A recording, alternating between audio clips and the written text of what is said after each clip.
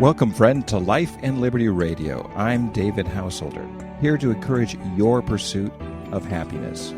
You and our partners exploring our shared spiritual journeys. Together, we're dreaming and working for a free society. Tell others today about our adventure in faith and freedom. So breathe in, open your mind, lift up your spirit. Let's get started. So we already looked at my top 10 presidents of all time. We've had 44 presidents, and my top 10 were a lot of fun. Number 10 was Andrew Jackson. Number 9, Grover Cleveland. Number 8, a surprise to everyone, Bill Clinton. Number 7, Martin Van Buren. Number 6, Warren Harding. Number 5, John F. Kennedy. Number 4, Lincoln. Number 3, Ronald Reagan. Number 2, Calvin Coolidge. And number 1, Thomas Jefferson. Now, there were 44 presidents. I'm going to give you the bottom 7. The bottom 7. Coming in at number 36, William McKinley. Why William McKinley? Number 1, he annexed Hawaii without asking the Hawaiians. That's not what republics do. That's what empires do. You don't just take over land without asking the people that are living there. That runs counter to the whole idea of what it is we are about. And who knows, maybe they would have wanted to have joined. Who knows? And it's done now. Hawaii's American, and they probably want to stay American, and it is what it is. But at the time, that was a real problem. And it led to, in a way, World War II. Had we not taken over Hawaii, we wouldn't have the fleet out there, and the fleet would not be within striking distance of Asia, where we had no business anyways, and probably wouldn't have been attacked. So there's a whole cavalcade of things that happened because of the annexation of Hawaii. He also contrived the Spanish-American War, and we ended up with the Philippines and Puerto Rico and Cuba. We gave Cuba back, we kept the Philippines, and we didn't keep it, and now we sort of have Puerto Rico shooting for 51st state, which is just fine. But still, contriving a war is just not a really good idea. And the Philippine-American War, which afterwards lasted for a long, long time, was one of our first undeclared wars, and we fought the insurrection there for a long, long time, which never really went away and came back after World War II when people wanted out of the United States. So we had the whole Philippine thing, and McKinley coming in at number 36. Number 37, George Herbert Walker Bush. Oh, why George Herbert Walker Bush? Wasn't he kind of a nice guy? Yeah, he was. But he promised us something, no new taxes, and even said, those immortal words, read my lips, no new taxes. Well, he got into the presidency and realized that he wanted to raise taxes. And, you got to keep your word on stuff like that. If you're a kind of person who wants to hold down spending, say so. If you're going to be flexible, say so. If you're going to raise taxes, say so. Shoot straight with us. He invaded Kuwait, and at the time I was for it. And I just probably had to work off frustration from Vietnam. My whole generation as young children watched that, and it was depressing, and thought maybe this is a war we can win. We can feel good about it. But the truth is, to go to war for a country like Kuwait, which the Western powers put together anyways, out of sort of nowhere, I'm not sure really even why that happened. And we didn't really have a congressional declaration of war. And this really bothers me. It keeps coming up. Well, they talked about it. They kind of voted on it. No. Declaring war. That is the constitutional phrase. If you don't have the guts to declare war, don't go to war. Declaration has the word clarity at its root. When you declare war, you just make it really clear what it is you're going to do and what it is you're not going to do. Looking back, going to war over Kuwait, which is none of our business, has led to so much trouble in the last few decades that hindsight 2020 says forget it. The Somalia Operation Restore Hope, of course, there still is no hope in Somalia, and we had the Black Hawk Down debacle and all that. And once again, it's just interventionism. We can't go around fixing the countries of the world. God bless these people.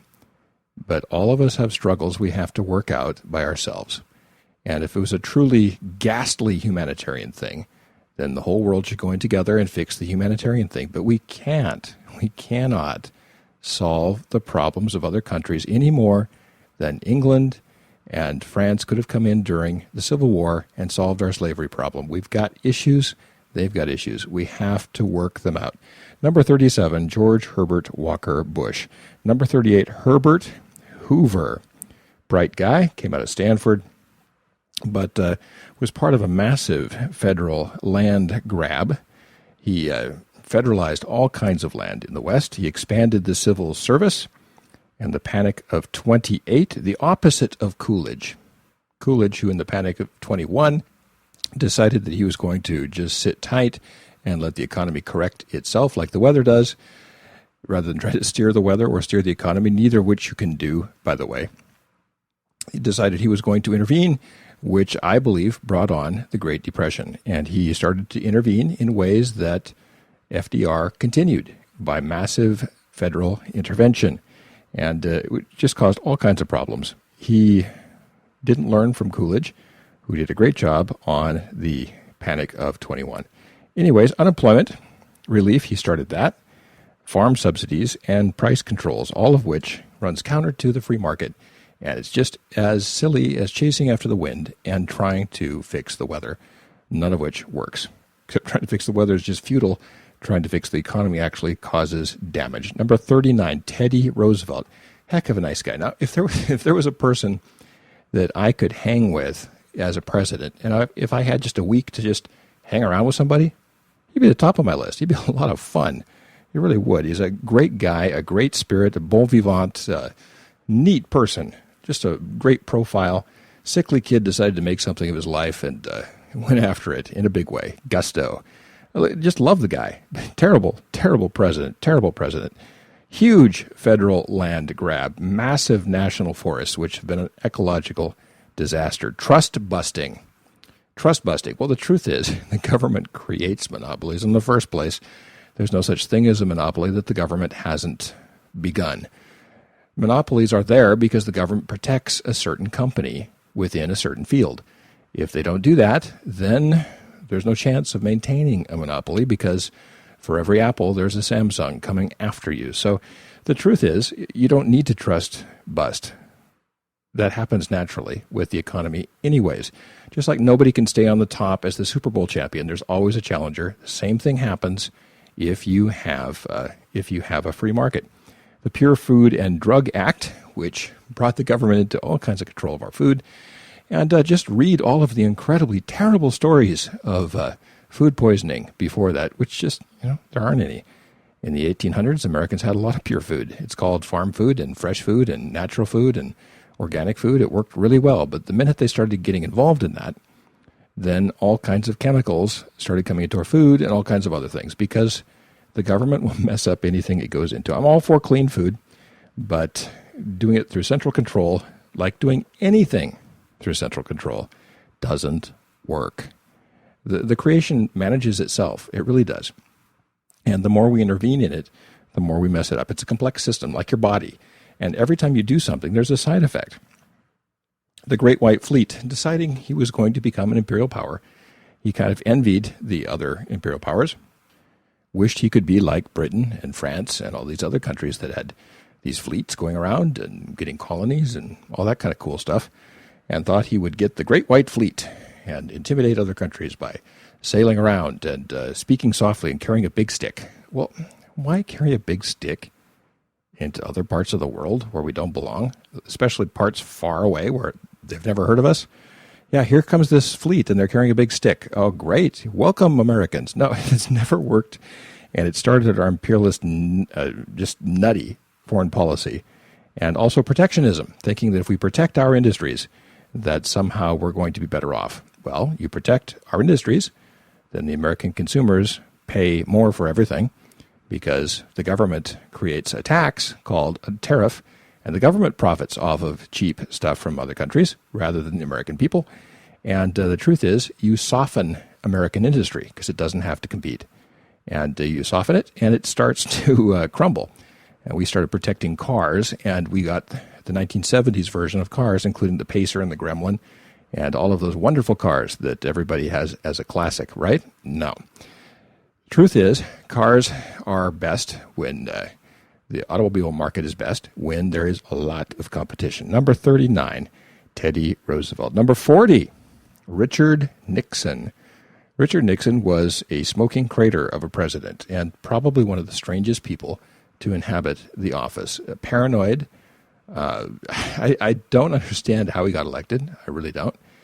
And I find him a very problematic person. Tariffs put 10% tariffs on all kinds of foreign goods, which raised the prices for the Americans, which created inflation, and also softened American industry throughout the 70s. And we were then unable to compete with the Japanese when things got really tough. All kinds of illegal bombing, just plain old lying to us, deciding I'm going to secretly bomb Cambodia and Laos and places like that. You know, how do you think you can pull off flying B-52s over another country, bombing the bejeebers out of them, and people not finding out? Well, they did. And he got to the point where he was just ruthless in bombing civilians, going after people, dropping more bombs than we dropped in World War II on little Asian hamlets, not understanding anything about the political situation, what was going on, and going after some real Vietnamese patriots who just didn't want foreigners there.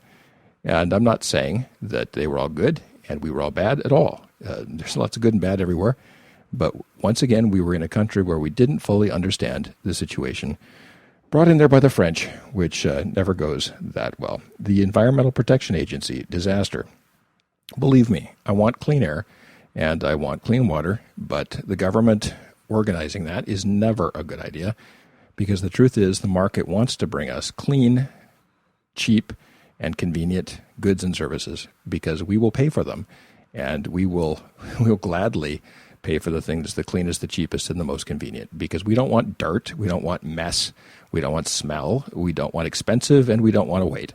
So therefore, the free market will take care of that. And we started intervening really in a big way around the time of Teddy Roosevelt in 1913, especially with Wilson, and since then the environment just became a disaster. Think about it. 1950s, the interstate system, the defense highways, always use defense to scare people, and then they'll pay for things that cost bazillions. We built this gigantic freeway system, especially here in Southern California. Good Lord. You look at the freeway system here, it doesn't work, it's not efficient, it causes traffic, and it's deadly dangerous. Our highway system, with Gettysburg-like casualties every single year. It's the most dangerous transportation system ever known to man. It was designed by government committees, so there's no efficiency to the way the cars move around, and it creates just massive amounts of pollution. It also creates urban sprawl, which goes off and off and off and off into the distance, wasting land. And Los Angeles could have been like San Francisco, which was designed before the freeways. In fact, you can't even get across from the south part of San Francisco to the Golden Gate Bridge by freeways because the city's too beautiful, too gorgeous, and it's put together like cities were before there were freeways. And instead we have Los Angeles, which is spread out many times wider than it should be. We could have the same population in a tinier spot. It would be gorgeous, great weather, great air, great beach. But no, we decided to build freeways. And we caused the pollution through the government. These are socialist slabs of cement, by the way. And these socialist slabs of cement have caused the pollution in the first place. So I don't trust the government when they say they're going to improve things.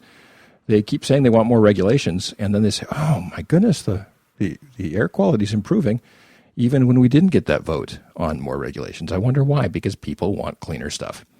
They just do, and the market would be glad to provide that for people. Took us off the gold standard and said some of the most evil words that have ever been said by a president. We're all Keynesians now. Great. We now are counterfeiters rather than people who have a monetary system. He imposed the 55-mile-an-hour speed limit, wage and price controls, wage and price freezes, decided he was going to decide what things cost rather than let the market decide, and pretending that he was trying to stop inflation, which he was causing by taking us off the gold standard. He just lied to us over and over and over, and really ramped up OSHA.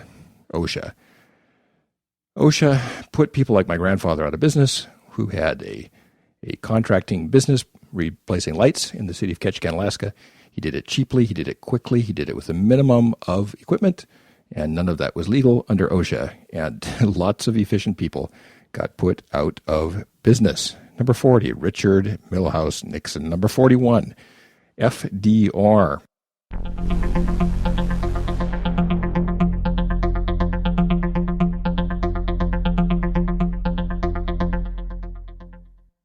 If you're like me, you love getting packages in the mail from Amazon. I love to check the side of my house because that's where they come. I've got a little table set up there. I think, ooh, there's a package. And I love shopping with Amazon. You say, well, it costs extra with the shipping, but the truth is you'd spend a lot more in gas and time just driving around looking for stuff. You can find almost anything on Amazon. It's kind of like the old Sears catalog or the Wells Fargo wagon. It's part of our American tradition to have delivery to our homes. And if you shop on Amazon, I'm going to ask you to do me a favor. Would you please do all of your Amazon shopping through my website, davidhouseholder.com. Go to davidhouseholder.com. At the top of the page, there's an Amazon banner. Click on there and do your shopping from there. If you do that, I will get a portion of the proceeds, which will keep this show on the air. So it's good for you, it's good for me, it's good for everybody. Hey, it's good for America. Shop on Amazon and do it through davidhouseholder.com.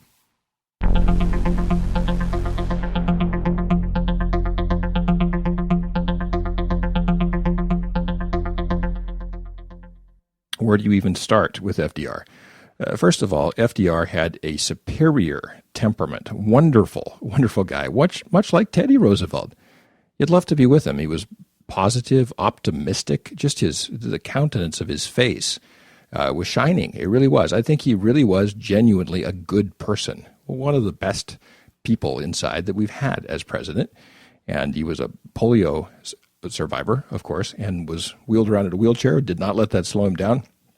Never saw himself as a victim, but just did all kinds of things which are somewhat dubious. One, he made it illegal to own gold. He seized the gold from the American private owners and gave the government the monopoly on gold. And since when do you take property from Americans and tell them that it's now belongs to the government and you can't have gold? What's that about? How can you do that in a free society? Well, if you want to control the monetary system, that's exactly what you do. The firebombing of Dresden, something you don't hear about in the history books in high school, but a ghastly war crime, just ghastly, where we decided to level a city and basically set the city on fire and then wait for the fire trucks to come out and go after the fire trucks. I mean, you just don't do that. Soldiers should be shooting at soldiers, not at civilians. That's a war crime. And, well, we were at war. Well, yeah, we were at war, so we descend to the level of the Nazis. No, we don't do that. Americans are above that, and always should be, and we should remember that. He took over the economy, basically, and brought us into a gigantic war. And so, of all of our wars, though, it was probably the most legit. We actually declared war, and to give him credit, he actually got up in front of the Congress and had the guts to say, this is what we're going to do. And this is when we'll know we won. We haven't done it since that, 1941. And bless him for being clear about that. And bless all of our troops who went and did what they had to do. So, FDR, problematic guy. Number 42, Woodrow Wilson. Woodrow Wilson, the father of the 20th century with all of its darkness. He got the Federal Trade Commission going, the Harrison Act, which told us that no longer we could decide what goes in our bodies. And from then on, the government would decide what goes in our bodies. And that created the drug wars as we now know them. And it gave the gangs something to do, and it gave them employment. Before that, gangs were just gangs. And now they're gangs with money, and they've got a reason for being. Decided he would invade Haiti and Nicaragua and make them puppet states of the United States. Decided that he would start the Federal Reserve Bank, the IRS. He would start income tax, World War I, the Sedition Act and Espionage Act, which he said, basically, if you disagree with me about the war and other things, I'm going to put you in jail. He was one of the few American presidents who actually had a bevy of political prisoners. And you kind of think of that as something happening in communist countries. But they were freed, of course, after he left the presidency. And we're so glad that they were, because Americans shouldn't have political prisoners. So those are my bottom 7. William McKinley, 36. George H.W. Bush, number 37. Hoover, number 38. Teddy Roosevelt, number 39. Nixon, number 40. FDR, number 41. And Woodrow Wilson, number 42, coming in at butt naked last. You may say, well, there's 44 presidents. Yes, there are. George W. Bush and Barack Obama. But I'm leaving them out because we don't know yet. History needs a little bit of time to look back at what they're doing. Some of these presidents were very popular, and we look back and think, whoa, what were they thinking? And some presidents seem like they're not very effective, like Calvin Coolidge and Warren Harding. You look back and think, whoa, they had the right idea. So those are my bottom 7. I'd encourage you also to look for the podcast that has the top 10.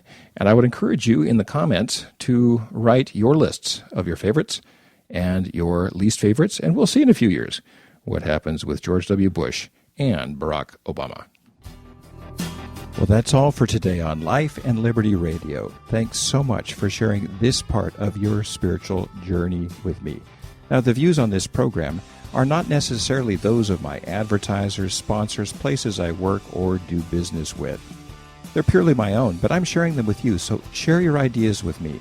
Write me on Twitter at Liberty House, LIBERTYHOUS, no E. Until next time, let's continue dreaming and working for a free and spiritually grounded society.